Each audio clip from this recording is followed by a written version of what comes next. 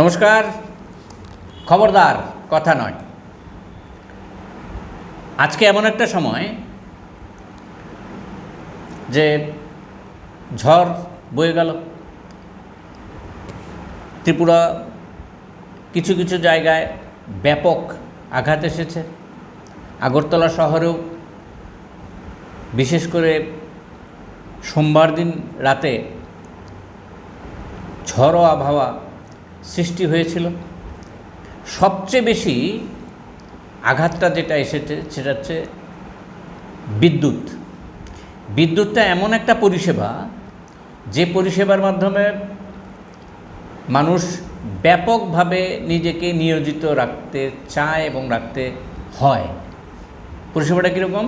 এই বিদ্যুৎ পরিষেবার সঙ্গে যুক্ত স্বাস্থ্য পরিষেবা, বিদ্যুৎ পরিষেবার সঙ্গে যুক্ত পরিবহন পরিষেবা, কোনটা না, এবং ব্যক্তিগত জীবন সারাদিনের যে কাজকর্ম তার সঙ্গেও এই পরিষেবাটা অত্যন্ত গুরুত্বপূর্ণ ভূমিকা নেয়। কিন্তু আমরা যা দেখছি গত কয়েকদিনে এই বিদ্যুৎ পরিষেবা নিয়ে নানা রকম সমালোচনা হচ্ছে। কারণ সমালোচনা তো অযথা মানুষ করে না। কিছু কিছু জায়গায় নিশ্চিতভাবেই মানুষ ক্ষতিগ্রস্ত হয়েছেন, কোনো সন্দেহ নেই। ব্যাপক ঝড়ের জন্য বিদ্যুৎ পরিবাহী তারও নষ্ট হয়েছে, কোনো সন্দেহ নেই। কিন্তু বেশ কিছু জায়গায়, প্রায় অধিকাংশ জায়গাতেই দেখা যাচ্ছে যে নিজেদের গাফিলতির জন্য কিছু কিছু সমস্যার সৃষ্টি হয়েছে। সেটা এড়ানো হয়তো যেত। আমরা আপাতত কোনো বিতর্কের সৃষ্টি করছি না, কিন্তু এগুলি মাথায় রাখার একটা আবেদন রাখলাম। কারণ এই মুহূর্তে ত্রিপুরা রাজ্যে যে বিদ্যুৎ হঠাৎ করে এসেছে ঘটনাটা তা না। আজকে দীর্ঘ কয়েক বছর আগের কথাও যদি আমরা ভাবি, এই রাজ্যের বিদ্যুৎ উৎপাদন বাড়ানোর জন্য যে প্রচেষ্টা, যে কর্মকাণ্ড আমরা দেখেছি, সেই কর্মকাণ্ড, সেই অবস্থা, সেই কর্মকাণ্ডের গভীরতা কিন্তু এই মুহূর্তে দেখতে পাচ্ছি না। এটা কেউ যদি মনে কষ্ট পান তাতেও কিছু করার নাই, কিন্তু এটা স্বাভাবিক, এটা বাস্তব। আমরা পালাটানা হতে দেখেছি, আমরা রুকিয়া হতে দেখেছি, আমরা বড়মুড়া হতে দেখেছি, আমরা তারও আগে যদি যাই জলবিদ্যুৎ কেন্দ্রের কথা যদি বলি, আমরা মনারচকের কথা জানি। সমস্ত বিষয়গুলি মাথায় রেখেই আজকের এই আলোচনা। আপনারা তো অবাক হচ্ছেন যে নির্বাচন নিয়ে কিছু হবে না। না, নির্বাচন অনেক হচ্ছে। নির্বাচন হোক, 1 তারিখ শেষ হবে, তারপরে দেখা যাবে কি হয় না হয়, পরে কথা বলা যাবে। কিন্তু আজকে যে মানুষের যে এই মুহূর্তে যে গুরুত্বপূর্ণ চাহিদাটা, বিদ্যুৎ চাহিদা, সেটা কি অবস্থায় আছে, কেন এই সমস্যাটার সৃষ্টি হলো, এই সমস্যা থেকে বেরিয়ে আসার পথ কী,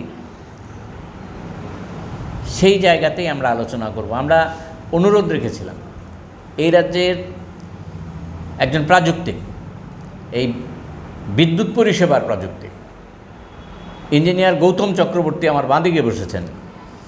গৌতমবাবুকে দীর্ঘ সময় ধরে আমরা জানি। আপনারা যে বনমালীপুরের জায়গাটা চেনেন, আগরতলা শহরের প্রাণকেন্দ্র যেটা, সেই কেন্দ্রে বসে প্রচণ্ড পরিশ্রম করে সমস্ত পরিষেবাটাকে সঠিকভাবে রাখতে, হ্যাঁ, শেডিং কি আর হয়নি, করতে হয়েছে। শেডিংয়ের ব্যাপকতা যেমন তিনি দেখেছেন, পাশাপাশি শেডিং কাটিয়ে তিনি, আপনাদের যাদের মনে আছে তারা নিশ্চয়ই বুঝবেন যে জেনারেটরের লাইন বাড়ি থেকে দেওয়া হতো, সেই জেনারেটরের লাইনও আস্তে আস্তে খুলে ফেলতে হয়েছে, যার পরিপ্রেক্ষিতে ওনার দপ্তরের সামনে বিক্ষোভও হয়েছিল বলে আমাদের মনে আছে, এখনও মনে আছে। সমস্ত বিষয়গুলি আস্তে আস্তে আস্তে আস্তে রাজ্যের বিদ্যুৎ পরিষেবা মানুষের কাছে প্রায় জিরো টলারেন্সের কাছে চলে গিয়েছিল। তা স্বাভাবিকভাবে মানুষের চাপ বেড়েছে, সমস্যা বেড়েছে। গৌতমবাবু সরাসরি চলে যাই যে ঝড় একটা কারণ। ঝড় হয়েছে ত্রিপুরা রাজ্যে। ঝড় এই 2 দিন আগে যেটা হলো সেটাই যে প্রথম এবং সেটাই শেষ ঘটনাটা তা না। আপনিও দীর্ঘ অভিজ্ঞতা সম্পন্ন, দীর্ঘদিন এই বিদ্যুৎ দপ্তরে ছিলেন, হয়তো সিআর ভট্টাচার্যের সময় থেকেই আপনি আছেন। তো সেই সময় থেকে বিদ্যুৎ পরিষেবার যে বিষয়টা, বিতর্ক ছিল, চাহিদা ছিল, চাহিদা দিনকে দিন বাড়ছে। এই মুহূর্তে কি দেখছেন এই বিদ্যুৎ পরিষেবার ঘটনাটা, কিভাবে দেখবেন? দেখুন, চাহিদা তো দিনকে দিন অ্যাপারেটাস যখন বাড়ছে, প্রত্যেকেরই ফাইন্যান্সিয়ালি যারা ট্রেন্ডেন আছে, এসি কিনবে, বিভিন্ন যন্ত্রপাতি কিনছে, গিজার লাগাচ্ছে, সবই ঠিক আছে, হবে। তো সেই অনুযায়ী আগের যে চাহিদা ছিল এখনকার তুলনায় নগণ্য ছিল, কিন্তু আমাদের প্রোডাকশনও কম ছিল। এখন আস্তে আস্তে পালাটানো হওয়ার পর এখন আমাদের টোটাল ডিমান্ড চলে গেছে 360 মেগাওয়াট। আর এমনিতে আমাদের পাওনা আমরা 477 মেগাওয়াট প্লাস আরও 115 নিজেদের উৎপাদন আছে, যেটা দীর্ঘদিনের ফসল, আজকে একদিনের নয়। যথেষ্ট মানে আমি বলবো না যে সরকারে যারা থাকেন ওনারা নিশ্চয়ই চেষ্টা করবেন, সবসময় চেষ্টা করবেন। তো প্রোডাকশনের দিকে আমাদের এখন ঘাটতি নেই, কোনো অবস্থাতেই ঘাটতি নেই। সাথে আমাদের আরও প্রায় 10 মেগাওয়াট আমাদের রয়ে গেছে সোলারের উপর, এগুলো আমরা পাচ্ছি কম কম করে, কোনো কোনো জায়গায় হচ্ছে, ঠিক আছে। যেমন আমাদের প্রথম যেটা ছিল ডুম্বুর প্রজেক্টে এখন 5 মেগাওয়াট, ম্যাক্সিমাম 10 মেগাওয়াট আমরা পাই। 3টে মেশিন আছে, 3টে মেশিনে একটা মেশিন স্ট্যান্ড বাই থাকে। আর পালাটানা পরে এসছে। পালাটানা আমাদের তো অনেকটা, এখন এটা তো আরও আপডেট করার জন্য ওরা অ্যাপ্লাই করেছে। যতটুকু আমার কাছে খবর আছে 22-এ ওদের অ্যাপ্লিকেশন দেওয়া আছে, ওটা বাড়লে 1480-র ওপর যাবে। এখন 726 মেগাওয়াট ওরা প্রোডাকশন করছে। আমাদের কোটায় আমরা 477 মেগাওয়াট পাই। কত? 477 পাই এখান থেকে। হ্যাঁ, তো এখানে চাহিদা অনুযায়ী আমাদের কিন্তু পাচ্ছে অনেক, আমাদের কিছুটা বিক্রি করে দিতে হবে, বিক্রি তো করছি আমরা 125 মেগাওয়াটের মতো, বা মোর দ্যান 100 মেগাওয়াট আমরা বাংলাদেশের কাছে বিক্রি করছি, যতটুকু আমি জানি। আমি ছিলাম তো মেনটেন্যান্সেই ম্যাক্সিমাম, একটা সময় সার্কেলে ছিলাম, তারপর মেনটেন্যান্সে ম্যাক্সিমাম 6.5 বছর ছিলাম সাবডিভিশন 2-তে, শহরের প্রাণকেন্দ্রে আপনি বললেন। তো এইটুকু আমাদের একটা ছিল যে যদি বিদ্যুৎ বিভ্রাট হয় আমাদের কি কি করণীয়। এখন কত আমাদের দরকার? এখন আমাদের 360 ডিমান্ড, 360 পিক আওয়ারে, হ্যাঁ, যেটা ঘাটতি নেই আমাদের। আচ্ছা, আমাদের প্রায় 600 মেগাওয়াট, 626 মেগাওয়াটের মতো আমাদের হাতে আছে পুঁজি, এই রাজ্যে আছে আমাদের জন্য কোটার। আচ্ছা, যেমন ইয়েতে বড়মুড়া থেকে যেমন একটা অংশ সেন্ট্রাল গ্রিড, মানে নর্থ ইস্ট গ্রিডের মাধ্যমে, ওটা যে কোনো একটা প্রজেক্ট করার সময় নর্থ ইস্টের কথা ভেবে একটা পার্ট যেতে হয়। তো ওইটা যাওয়ার পর আমাদের কিন্তু প্রাপ্য 477 প্লাস আমাদের 115, 477 প্লাস 115। তো এটা আমাদের আছে। এখন 115-এর মধ্যে কিছু কম হতে পারে, কখনো একটা মেশিন বসে গেল বা একটা মেশিন স্ট্যান্ড বাই রাখে, এটা মোর দেন 80 আছে আমাদের হাতে, মেইনটেন্সের জন্য একটা 80 মেগাওয়াট আছে আমাদের নিজস্ব প্রোডাকশন। তো আমাদের কিন্তু প্রোডাকশন কম নেই, আজকে অনেক স্টেট আছে প্রোডাকশনের শর্টেজ আছে। আমরা আগে ভুগেছি অনেক, আমাদের রাজ্যে প্রোডাকশন ছিল খুব কম, শেডিং দিতে হয়েছে, 1 ঘন্টা পাওয়ার 1 ঘন্টা শেডিং আমরা পেয়েছি। তখন রিপেন চক্রবর্তী মুখ্যমন্ত্রী ছিলেন, ওকে গালি গালাজও করতেন, গায়ে লাগতো অনেকের কথা, ঠিক আছে, এগুলি অন্য ব্যাপার। কিন্তু এই জায়গা থেকে কিন্তু উত্তরণ হয়ে গেছে পাওয়ার সেক্টরটায়। কর্পোরেশন হওয়ার পর যেটা হয়েছে দিনে দিনে, এটা এই যে পাওয়ার, এই যে উত্তরণটা করলেন, এটা প্রয়োজনীয়তা অনুভব করেছিলেন দেখেই তো উত্তরণ করলেন। পথটা কি আপনি কীভাবে করলেন? এইটা তো করেছেন, যেটা ঘাটতি তো সারা ভারতবর্ষে আছে বিদ্যুতের। আমাদের এখানে যেটা ম্যাক্সিমাম আমাদের মেইন রিসোর্স যেটা, এটা মোর দেন গোল্ড, গ্যাস। এই গ্যাস সাপ্লাইটা আমাদের এখানে গ্যাসের এতই যোগান আছে, যার জন্য এটা অনেক লড়াই সংগ্রাম করেছেন তখনকার মিনিস্ট্রি ছিলেন, মিনিস্ট্রিতে যারা ছিলেন। তো অনেক পারমিশন লাগে এগুলি করতে গেলে, বন দপ্তরেরও মতন সব পারমিশন নিয়ে করা হয়েছে। আর পালাটানা করার সময় তো আপনারাও জানেন ওএনজিসি পারমিশন লাগে, হ্যাঁ, তো এগুলি সব পারমিশন নিয়েই। এখন এটা আমাদের একটা অ্যাসেট, বিশাল অ্যাসেট ত্রিপুরা রাজ্যে, আমরা স্বনির্ভর বিদ্যুতের উৎপাদনের জন্য। ঠিক, তো আগে তো ছিল না সেটা। কিন্তু এইখানে না, সমস্যাটা তো হচ্ছে অন্য জায়গায়। আজকে আমার ঘরে চাল আছে, আমি খেতে পারছি না, রোগটা কোথায় রোগটা? আজকের আলোচনা মনে হয় এটা নিয়ে। হ্যাঁ, তো এই জায়গাটা আসছি। আপনি তো 300 মেগাওয়াট 360 মেগাওয়াট ধরলেন আমাদের এখন পিক আওয়ারে, এই সময়, সব সময় না, শীতকালে একটু কম, একটু কম। তো আমাদের হাতে প্রায় 626 মেগাওয়াট মতো আছে। তাহলে আমরা এই মুহূর্তে মানে দৈন্য দশায় আছি বলতেই পারবো না, একটু বড় লোকই। তো এই যে জায়গায় দাঁড়িয়ে আমাদের এই ছোটোখাটো যে একটু ঝড়ঝাপটা হলেই যে আমাদের সমস্যাটা হচ্ছে, এবং এই সমস্যাটা একটা ব্যাপক আকার নিয়েছে। আপনি দপ্তরে থাকাকালীন সময় ছিল না, এ কথা বলবো না, ছিল, কিন্তু ক্রাইসিসটা আসলে এই মুহূর্তে কোন জায়গাটায়? দেখুন না, আপনার মানুষ কেন ভুগছে? এলটি লাইন আমাদের যেটা ওভারহেড লাইন, এগুলি এডিবিতে এখন আন্ডারগ্রাউন্ড কোথায় কোথায় হবে, শহরে হয়তো হবে, আমরা চাকরি করা অবস্থায় শুনেছি অনেক যে হবে, হচ্ছে। কিছু বোধহয় চালু করেছিলেন। এলটি লাইন হয়নি, 11 কেভি লাইন আমরা করেছি, শহরের বুকে অনেকগুলি করেছি। কিন্তু এটা আরেকটা ইস্যু, আমাদের ওভারহেড লাইন আছে এখন মোর দেন প্রায় 23,000 circuit kilometre LT line. LT line যখন ওভারহেড থাকে তখন কি হয়, ঝড়ঝাপটা হলে গাছ পড়লো, শর্ট সার্কিট হয়ে যদি পাওয়ার থাকে তার ছিঁড়বে, অঘটন ঘটতে পারে, যেমন মারা গেলেন একজন, খুবই দুঃখের কথা, তো তার ছিঁড়তে পারে।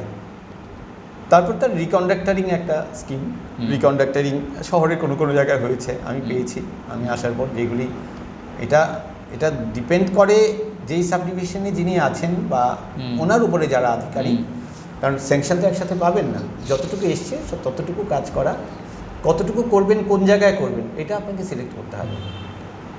আমরা যেমন প্রতাপগড়ের দিকটা আগে করেছি, গাছ যেখানে বেশি, আস্তে আস্তে গোলবাজার হয়ে আমরা এগিয়ে এসেছি, শহরে তারপর করেছি। তো তার সাইজটা যখন চেঞ্জ হয়ে গেল, আমার খুঁটি একটু বাড়িয়ে দেওয়া, আগে স্প্যানগুলি বড় ছিল, একটা খুঁটি থেকে আরেকটা খুঁটি, তো এগুলি নজরদারি করে করা হয়েছে। কাজ হয়নি তা না, অনেক কাজ হয়েছে, আরও অনেক বাকি, কাজ করা তো শেষ না। আর 14,000 কিলোমিটারের উপর আছে আমাদের এখানে প্রায় 11 কেভি লাইন ওভারহেড। 33 কেভি আমার দরকার নেই, 33 কেভি আলাদা ইস্যু। 33 কেভিও 1700 কিলোমিটারের মতো আছে, ওভারহেড আছে, আন্ডারগ্রাউন্ড এখন কিছু কিছু হচ্ছে, কিছু কিছু হবে। তো এগুলি রক্ষণাবেক্ষণ হচ্ছে আসল, তার পুরনো হবে, গাছ পড়বে, ঝড় হবে, ক্ষয়ক্ষতি যেন না হয়। দপ্তর নিশ্চয়ই উদাসীন না, দপ্তর নিশ্চয়ই দেখছে, যারা আছেন ওপরে নিশ্চয়ই ওদের নজরদারি আছে। কিন্তু এটা মেনটেন করতে গেলে যেগুলি চাই, যেমন ধরুন অনেকে বলে যে স্টাফের দরকার নেই, প্রাইভেটাইজেশন হয়েছে। তো প্রাইভেটাইজেশন হয়েছে ঠিক আছে, প্রাইভেট সবাই পছন্দ করছে, আজকাল যে কোনো জায়গায় গেলে বলছে প্রাইভেট হওয়া ভালো। পোস্ট অফিস যদি প্রাইভেট হয়ে যায় অনেকে হয়তো খুশি হবেন।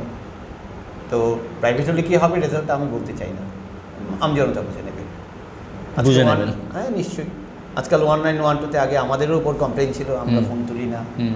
আমি নিজেও ফোনে আগে আমাদের যখন 1912-র আগে যখন আমাদের কল সেন্টার 6213 না কি একটা ছিল না, এটা তো বিভিন্ন সাবডিভিশনের লেভেলে ফোন ছিল, আমিও কলে বসেছি, স্টাফের শর্টেজ আছে, আমিও বসেছি, যখন ঝড়ঝাপটার সময় হয় সাইডে গেছি, নয় কলে বসেছি, একজন গেছে ডিটেলস খোঁজ খবর নিয়ে লাইনটা কত তাড়াতাড়ি তোলা যায়।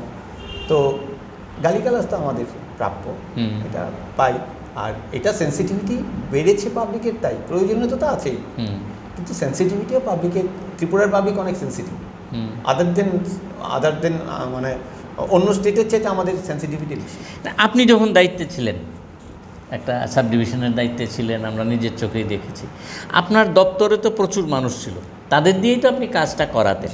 কিন্তু এই মুহূর্তে দেখা যাচ্ছে ফিডকো, সাই কম্পিউটার সহ বিভিন্ন জায়গায় কোম্পানিকে দায়িত্ব দেওয়া হয়েছে। এই যে মানে অন্তত মানে আপনি আরও বিষয়টা ভালো বুঝতে পারবেন, 5টা বিদ্যুৎ ডিভিশনকে দিয়ে দেওয়া হয়েছে প্রাইভেট সেক্টরের হাতে।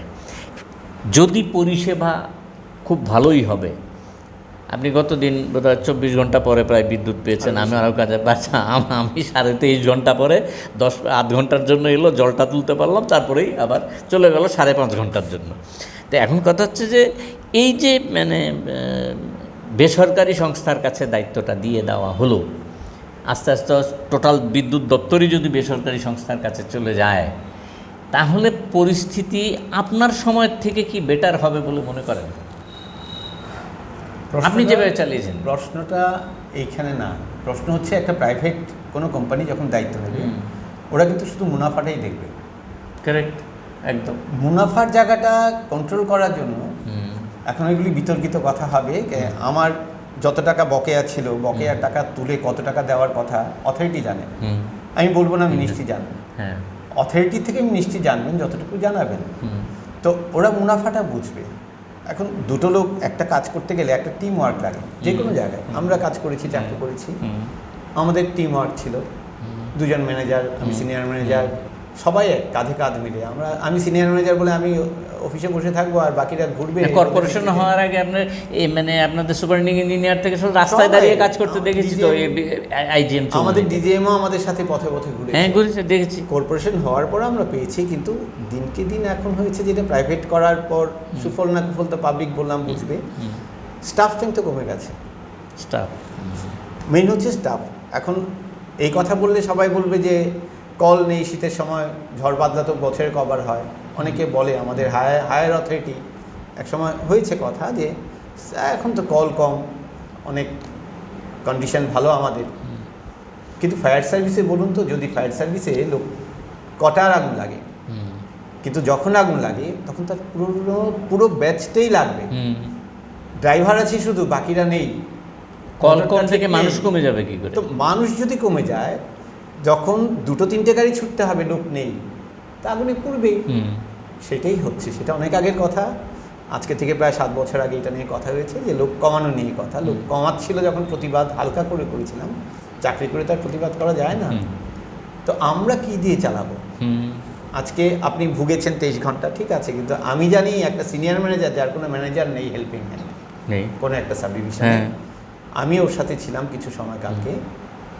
রাত্রিবেলা ঘুমোতে পারিনি, সকালবেলা খাইনি, এমএচআরলি এইভাবে মানে ভালোবাসার জন্য গেছেন। হ্যাঁ, এতদিন দপ্তরে গেছেন, এটা আমার ভালো লাগে। সাথে থাকতে মানসিক বল বাড়ে। দুর্দান্ত কাজটা হচ্ছে মানসিক বলটা বাড়ানো। অথরিটি যদি এটা না ভাবে, একটু আন্তরিকতা না থেকে, আমার জীবনের অভিজ্ঞতায়, বাস্তব অভিজ্ঞতায়, কর্পোরেশন হয়েছে ভালো হয়েছে, কিন্তু আন্তরিকতার অভাব, যার জন্য এটা হচ্ছে। প্রথম স্টাফ নেই, গাড়ির সমস্যা হয়, অ্যাপারেটাসের প্রশ্ন আসে। অ্যাপারেটাস হয়তো বলবে দিয়েছি, বছরে একবার দিলে হয় না, হারাতেও পারে, নষ্ট হতে পারে। এগুলো অনেকগুলি ব্যাপার থাকে, দপ্তরের ভেতরকার ব্যাপার। তো চালাতে গেলে আন্তরিকতা চাই, যেটা আন্তরিকতার অভাব আছে বড়। ঝড় হবে, ঝড় তো 5-7 বছরের মধ্যে অতটা ঝড় হয়নি আমাদের ত্রিপুরায়। আমফানেও সেই মানে পশ্চিমবঙ্গে যে আমফান হয়েছিল, গাছ পর্যন্ত উপরে, খুঁটি পর্যন্ত উপরে ফেলেছিল, আমাদের কিন্তু ওইরকম ঝড়, হ্যাঁ টানা হয়েছে, একটা গাছ পড়েছে, কিছু খুঁটি ভেঙেছে, ঠিক আছে। এটা প্রায় প্রতি বছরই থাকে, কিন্তু আমাদের 5-7 বছর ধরে খুব একটা ঝড় কিন্তু না সেইভাবে দেখিনি। এই যে প্রস্তুতিটা থাকতো আপনাদের সময়, একটা প্রস্তুতি আমরা বছরে এখন তো কিছুই দেখা যাচ্ছে। বছরে 2বার আগে মেইনটেনেন্স হতো, এটার জন্য একটা টাকা বরাদ্দ করতেন অথরিটি। তো এটা কর্পোরেশন হওয়ার পরেও হতো। আমরা লাইনে বেরিয়ে গাছ কাটা, কোথায় কি প্রবলেম আছে, খুঁটি গোড়া যদি নষ্ট থাকে ঠিক করা, এগুলি একটা রুটিন ওয়ার্কের মধ্যেই বছরে 2বার। আর পুজোর আগে একবার, ঝড় বৃষ্টির আগে একবার, আর পুজোর আগে একবার, এই 2বার আমরা কাজ করতাম। এখন কেন হচ্ছে বা হচ্ছে না, বা হচ্ছে কিনা তাও জানি না। গাছ তো গাছের জায়গায় থাকবেই, গাছ বড় হবে। আয়ের ব্যাপারটা আচ্ছা আসছি পরে। তথ্য বলছেন সরকার মানে পক্ষ থেকে যে তথ্য দেওয়া হয়েছে, এই যে অল্প স্বল্প যে ঝড়, যেমন ক্ষতি পশ্চিমবঙ্গ যেরকম হয়েছে বা বাংলাদেশে যা হয়েছে তার কিছুই তো হয়নি।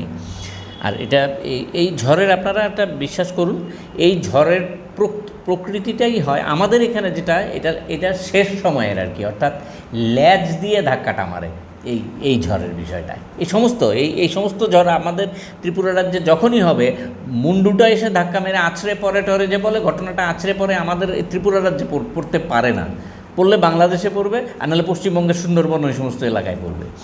এই আমাদের এখানে ল্যাজের ধাক্কাটা পড়ে বেশি, যেটা আপনারা কিছুটা উপভোগ করেছেন বা আপনাদের অভিজ্ঞতা অর্জন করেছেন। তথ্য বলছে, সরকারি তথ্য দিচ্ছে যে 686খানা খুঁটি ভেঙে গেল, 234 কিলোমিটার বিদ্যুতের তার ছিঁড়ে গিয়েছে, 82টি ট্রান্সফরমার বিকল হয়েছে। এই যে বিষয়গুলি, বাজ তো পড়তে আমরা শুনিনি, বাজ পড়েছে কিনা আমরা জানি না, ট্রান্সফরমার কী করে নষ্ট হতে পারে আপনি আরও ভালো করে বলতে পারবেন, খুঁটি ভেঙে যেতে পারে, কিন্তু ভেঙে যাওয়ার তো এখন তো যে খুঁটিগুলি আপনারা দেন, কাঠের খুঁটি তো কোনো জায়গায় নেই, না। অধিকাংশ জায়গায় হচ্ছে পিলার পিলারই দেন, মানে স্টিল পোল, এখন তো গ্যালভানাইজ স্টিল পোলও কিছু কিছু ক্ষেত্রে ইউজ করা হচ্ছে। অধিকাংশ ক্ষেত্রেই আরসিসি পিলারের মতো একটা হচ্ছে, আর গ্রামে গঞ্জে আরসিসি, শহরের মধ্যে স্টিল পোলগুলি ব্যবহার করছেন। 234 কিলোমিটার বিদ্যুতের তার ছিঁড়ে গিয়েছে। এই যে বিষয়গুলি, এগুলি কি মেনটেনেন্সের অভাবের জন্য কিছুটা হয়েছে বলে কোনো কারণ? একটা হচ্ছে ন্যাচারাল ক্যালামিটিসে ছিটতেই পারে, শর্ট সার্কিট হয়েছে, তার ছিঁড়ে যায়, যদি ইলেকট্রিসিটি থাকে চালু, অথবা গাছ পড়েছে, খুঁটি ভেঙেছে, তার ছিঁড়েছে, হতেই পারে। এটা সংখ্যা তত্ত্ব নিয়ে আমার কোনো বক্তব্য নেই, হতে পারে। 82টা ট্রান্সফর্মার কেন গেছে, যদি পাওয়ার থাকে, শর্ট সার্কিট হয়েছে। টেকনিক্যাল সাইডে আমি যতটুকু জানি, এসটি ফিউজ যদি রেটিংসের না থাকে, এলটি সাইড শর্ট সার্কিট হয়েছে, এলটি সাইডের ফিউজ মোটা ছিল, এবার এইচটিতে মেরেছে, এইচটি মারেনি, ট্রান্সফর্মারটা গেছে। আপনারা তো একটা সময় ট্যাকটিস নিতেন যে ঝড়টা উঠলেই বন্ধ করে দেওয়ার ব্যাপার। এটা তো কখনো কখনো, কিন্তু আবার অনেক সময় অথরিটি চালু রাখতে হয়, চালু রাখতে হবে। কখনো কখনো আমরা পেয়েছি চালু রাখার চেষ্টা করা হয়েছে, এতে ক্ষতি হয় অনেক, চালু থাকলে ক্ষতি হয় অনেক, তো তার ছেঁড়ার সম্ভাবনাটা বেশি থাকে।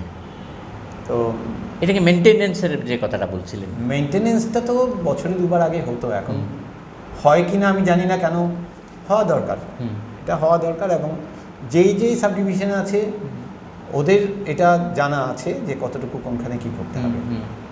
এখন গ্রাসরুট লেভেল থেকে রিপোর্ট কতটুকু যায়, ওরা ওপরে কতটুকু ফাইন্যান্সিয়াল অ্যাসিস্ট করতে পারে, এজেন্সিদের বকেয়া থাকে, এগুলি মাঝে শুনেছি এজেন্সিরা বিক্ষোভ দেখিয়েছিল, কাজ করবে না, বিশাল করে একটা ঝামেলা হয়েছিল, কাজ করবে না, ওরা বন্ধ করে দিয়েছিল।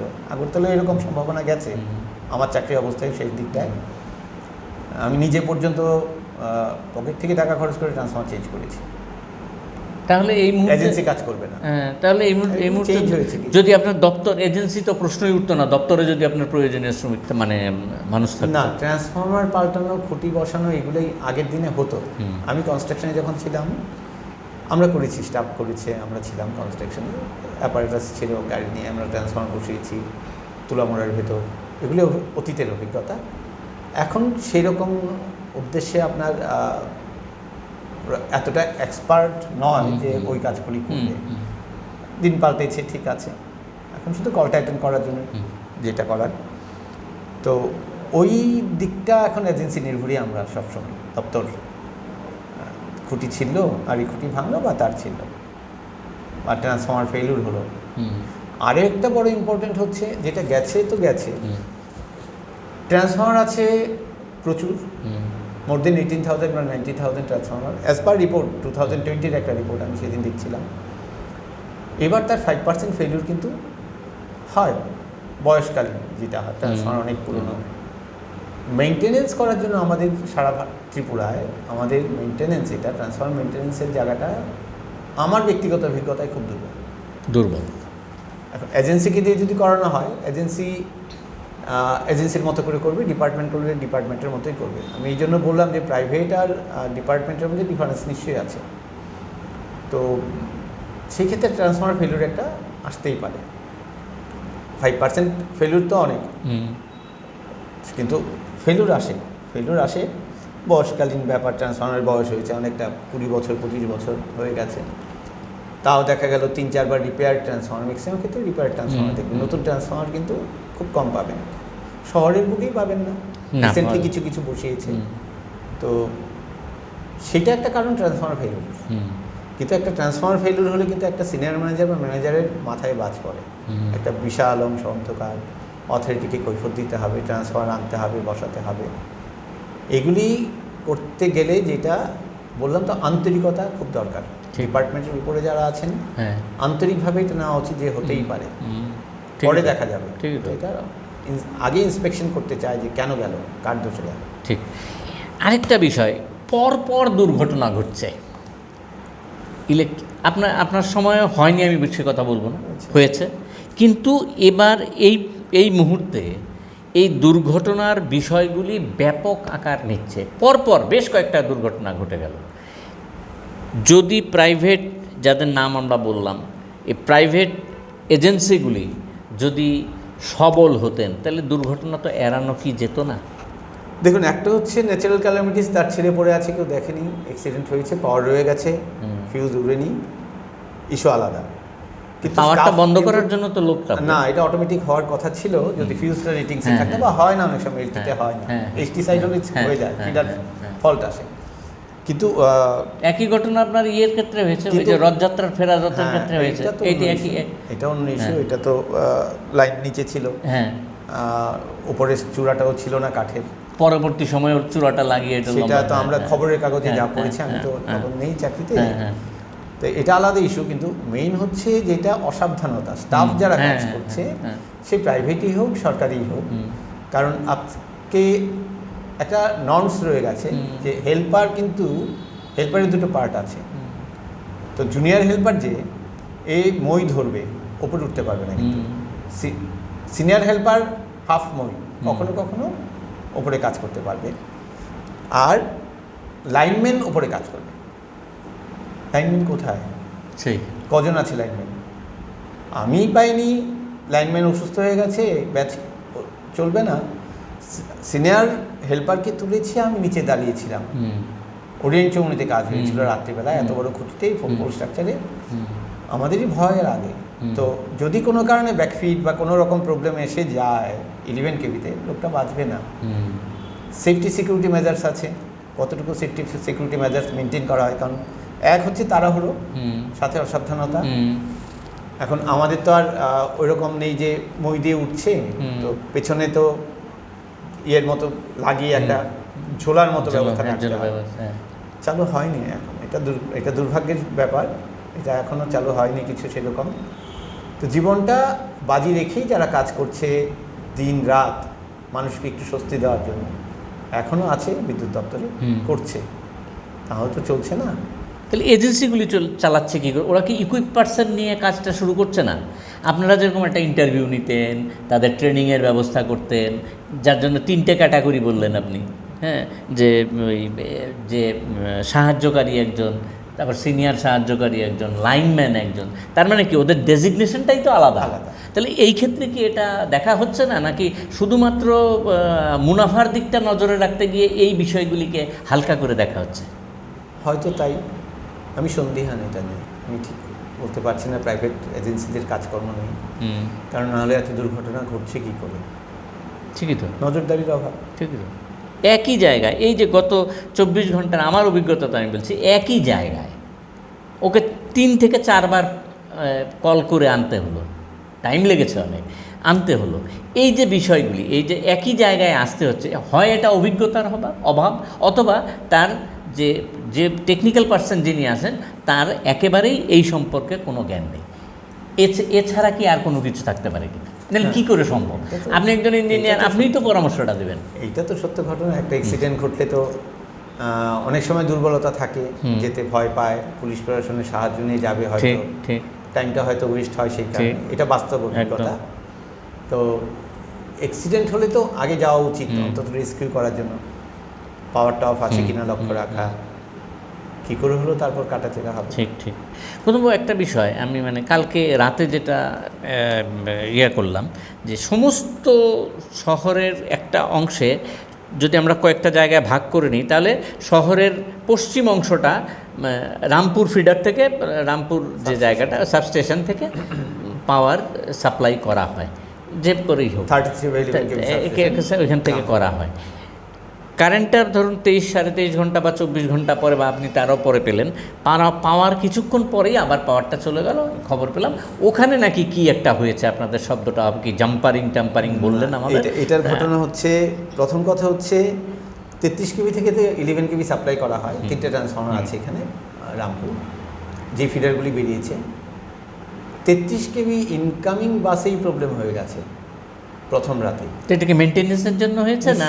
হ্যাঁ, এবং আমি যতটুকু খবর নিয়েছি, আমি গেছিলাম, পরদিন গেছিলাম, কারণ পাওয়ার না থাকলে তো আমাদের টাওয়ারও থাকে না, অনেক কিছু থাকে, বিপদে পড়লে কেউ ফোনও করতে পারবেন না যে হাসপাতালে একটা অ্যাম্বুলেন্স পাঠাও। আমি নিজে ভুক্তভোগী। হ্যাঁ, তো ভোরবেলা সকালের দিকে আমি গেছিলাম, কিছুই করার নেই। ওটা কালকে হয়তো চালু হয়েছে কিনা জানি না, ব্যাকফিট করে পাওয়ারগুলি নিতে হয়েছে। ব্যাকফিট করতে গেলে যেই সাবস্টেশনগুলি আছে 33 কেভি, বাকিগুলি শহরের ব্যাকফিটটা মানে কি? ঘুরিয়ে নেওয়া। আচ্ছা আচ্ছা, এটা রিং মেইন সিস্টেম বলে, করা থাকে, কিন্তু কতটুকু লোড নেবে। বুঝলাম। আচ্ছা, এখন ধরুন আমরা যেটা পাওয়ার পেয়েছি, আমাদের জয়পুর ফিডার পাওয়ার পেয়েছি আমরা কোত্থেকে দিয়েছি, আরসিসি থেকে। হ্যাঁ, আরসিসি মেলারমাঠ ফিডার থেকে লিঙ্ক করা যায়, কিন্তু কতটুকু নিতে পারবে। তার জাম্পারিংগুলো হয়তো উইক ছিল, কারণ এটা এন্ড পয়েন্ট ছিল, যেখান থেকে পাওয়ারটা রামপুর থেকে বেরিয়ে গেছে, ওই এন্ড পয়েন্টে ওটা হয়তো লুজ ছিল বা উইক ছিল।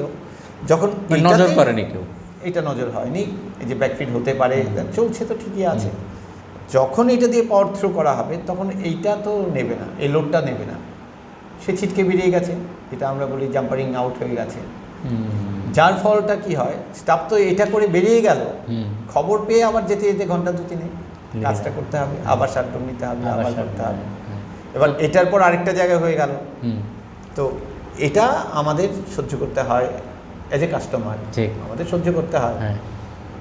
কিন্তু ব্যাকফিট করার চেয়েতেও বড় কথা, রামপুর সাবস্টেশনের প্রবলেমটা এলো, এটা মেনটেনেন্স করতে স্বাভাবিক জিনিসপত্রের প্রচুর দাম, এটা চেঞ্জ করতে জিনিসপত্রের অভাবও আছে, অথরিটির কাছে খবর আছে কিনা জানি না যে এটা প্রবলেম আছে, তো এখন সলিউশনের রাস্তা তো চেঞ্জ করা। ঠিক, যে জায়গাটায় আমরা বুঝলাম, আপনারা যেটা লক্ষ্য করলেন, গৌতমবাবু দীর্ঘ অভিজ্ঞতার থেকে যেটা বলছেন যে মেনটেনেন্সের বিষয়টা যদি নজরে রাখা যায়, অনেকটাই সাধারণ মানুষকে অনেকটাই সুবিধা দেওয়া যেতে পারে, তাদের যে সমস্যাটা অনেকটাই লাঘব করা যেতে পারে।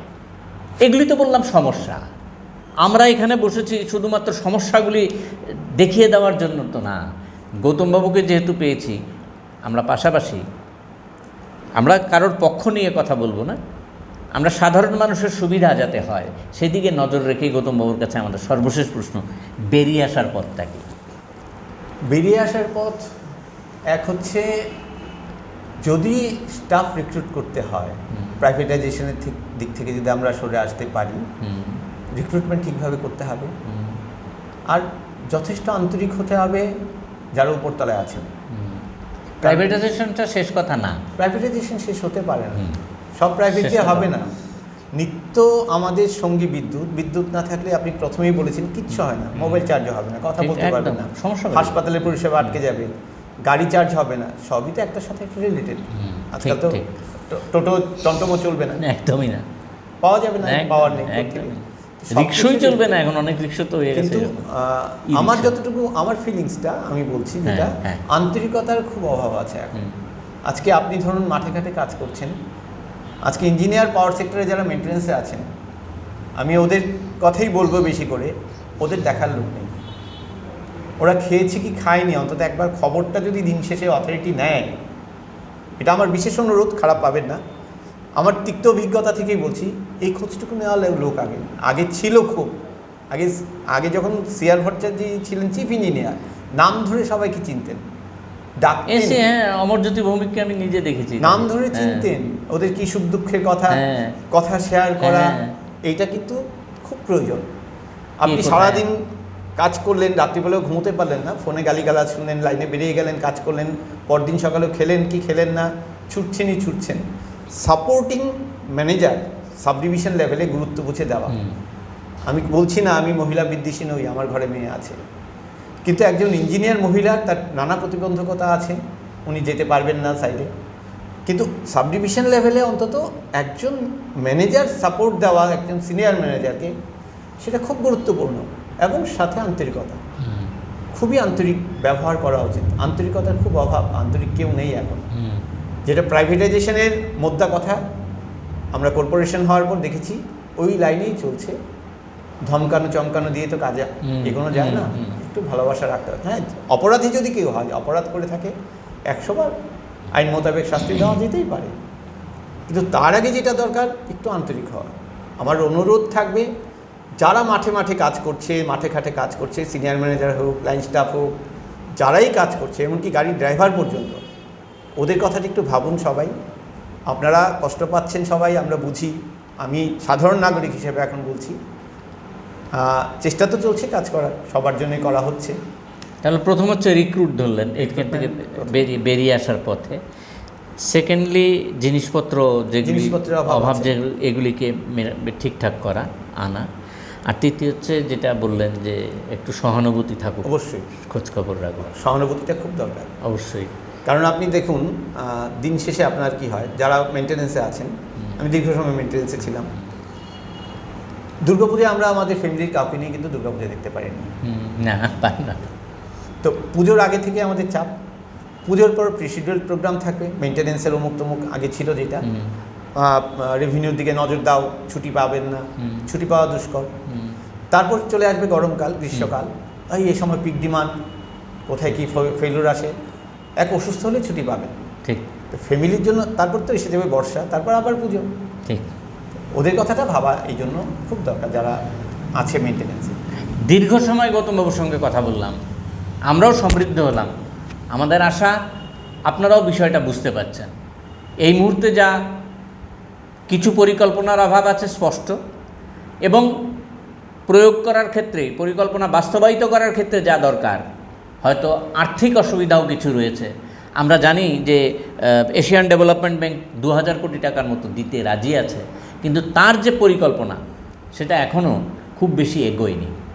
এই যে বিষয়গুলি কিন্তু আমরা দেখেছি কিভাবে রাস্তা তৈরি করে পালাটানা তাপবিদ্যুৎ কেন্দ্র গড়ে তোলার ক্ষেত্রে বাংলাদেশ হয়ে যে জিনিসপত্র, এই গৌতমবাবুরাই আমরা দেখেছি, এই রাস্তার তার নেমে গেছে বা কোনো জায়গায় লোডশেডিং করতে হয়েছে, দাঁড়িয়ে থেকে তারা করিয়েছেন, আমরা দেখেছি। জহর ব্রিজের ওপর দিয়ে ওই অত বড় গাড়ি কী করে যাবে, তার বিকল্প ব্যবস্থা করে দেওয়ার, পথ করে নেওয়ার আমরা দেখেছি, কাছে থেকে দাঁড়িয়ে থেকেই দেখেছি। এই রাজ্যের প্রাযুক্তিকরাই এই কাজটা করেছেন, তাহলে কেন হবে না? মানুষ কেন ভুগবে? এই প্রশ্ন তো আসবেই। কারণ পকেটের পয়সা তো সকলেরই যাচ্ছে। সবচেয়ে বড় কথা, এই বিদ্যুৎ সরবরাহ যদি ব্যতিব্যস্ত হয়ে ওঠে মানুষ, তাহলে অনেক বিষয়গুলিতেই ব্যতিব্যস্ত হয়ে ওঠে। সেখান থেকে বেরিয়ে আসার পথও গৌতমবাবু বললেন।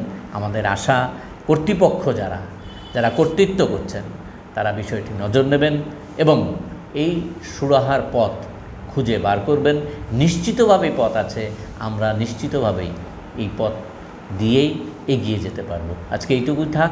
সবাই ভালো থাকবেন, সুস্থ থাকবেন। সকলকে নমস্কার। নমস্কার।